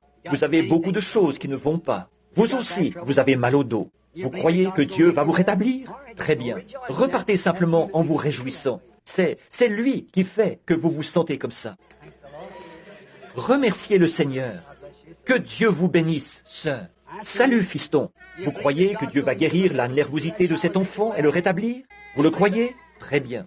Salut, mon petit ami. Laisse-moi te serrer la main. Dieu bien-aimé, délivre ce petit garçon de cette vilaine chose et puisse-t-il vivre et être normal. Au nom de Jésus. Amen. Que Dieu vous bénisse, frère. Vous le croyez, n'est-ce pas? Ça va s'arranger. Ne doutez pas du tout. Vous êtes bien jeune pour être cardiaque. Vous croyez que Dieu vous rétablira? Repartez en disant « Merci Seigneur de m'avoir guéri ». Vous croyez que Dieu va guérir ces problèmes d'estomac et vous rétablir? Allez votre chemin. Réjouissez-vous et dites « Merci Seigneur ». Il est encore Dieu, n'est-ce pas? Tout ce que vous avez à faire, c'est croire. Simplement. Pas vrai? Est-ce que vous croyez au Fils de l'homme dans les derniers jours? Il s'est passé quelque chose ici, il y a quelques minutes, et je n'arrive pas à... Je cherche à voir où c'était. Quelqu'un a eu la foi et a fait quelque chose. Ou peut-être que je les retrouverai dimanche prochain, ou quand je le pourrai. Est-ce que vous... Voilà, c'est encore là. Vous avez la main levée. Est-ce que vous croyez que Dieu peut guérir cette maladie de cœur? Vous rétablir? Guérir votre fille là-bas qui a... Vous le croyez? Madame Neff, vous croyez que Dieu... Léo Neff, je ne vous connais pas, mais c'est bien votre nom. Vous souffrez du cœur, et votre petite fille a des problèmes avec ses reins. Vous croyez qu'elle va se rétablir? Votre foi vous guérit. Croyez de tout votre cœur. Vous qui êtes là, où il y a le baptistère, qui êtes là et qui avez des problèmes d'estomac, Jésus-Christ vous rétablit. Vous croyez? Il est le même hier, aujourd'hui, éternellement. Imposons-nous les mains les uns aux autres maintenant. Oh, pensez à l'heure où nous sommes. Pensez au moment. Pensez-y. Nous sommes en présence même de Jésus-Christ, le Fils de Dieu. Il a promis qu'il ferait ceci dans les derniers jours. Mes mains sont posées sur ces mouchoirs. Dieu bien-aimé, je te prie de bénir ces mouchoirs pour la guérison du corps de ces gens, par le nom de Jésus-Christ. Maintenant, pendant que vous avez les mains posées les uns sur les autres, chacun de vous, vous êtes membre du corps de Christ. Ce même Saint-Esprit qui a promis de révéler les secrets des cœurs et de faire ces choses, il est en vous. Vous êtes une partie de lui et il est une partie de vous. Or, il a dit ceci, « Voici les signes qui accompagneront ceux qui auront cru. » Ça, c'est vous. S'ils imposent les mains aux malades, les malades seront guéris. Maintenant, ne priez pas pour vous-même. Priez pour la personne sur qui vous avez posé votre main, parce qu'elle prie pour vous.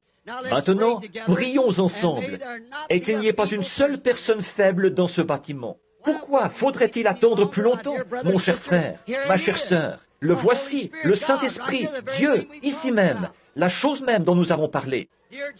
Cher Jésus, nous reconnaissons ta présence. Tu as rendu la vie à ce petit bébé l'autre jour, après qu'il était mort, par la prière de la foi. Dieu bien-aimé, il y a beaucoup de gens dont nous n'avons pas pu nous occuper. Le temps avance, mais ils ont posé leurs mains les uns sur les autres. Ce sont des croyants. Nous sommes assis en présence du Seigneur Jésus-Christ, qui est ressuscité des morts, le même hier, aujourd'hui, éternellement. Satan, tu es vaincu. Jésus-Christ t'a vaincu. Il est ressuscité des morts. Et il est au milieu de nous ce soir, en train de confirmer ce message des derniers jours. Sors de ces gens. Laisse-les au nom de Jésus-Christ. En mon nom, ils chasseront les démons. Et tu es chassé. Au nom de Jésus-Christ, quitte cette assemblée. Tous ceux d'entre vous qui acceptent maintenant leur guérison, levez-vous. Tous ceux qui acceptent la guérison, levez-vous. Levez vos mains maintenant et donnez-lui la louange. J'accepte maintenant ma guérison. Dites ça à Dieu. J'accepte maintenant ma guérison. Tu es le même hier, aujourd'hui et éternellement, ô Christ. Je crois maintenant en toi. Viens au secours de mon incrédulité. Amen. I will praise him. I will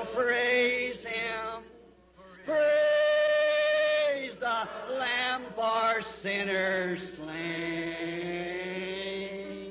Give him glory, all ye people, for his blood has washed away each stain. Vous l'aimez, n'est-ce pas? Alors, louons-le. Tout le monde, les mains levées, donnez-lui la louange pendant que le frère s'avance pour terminer la réunion.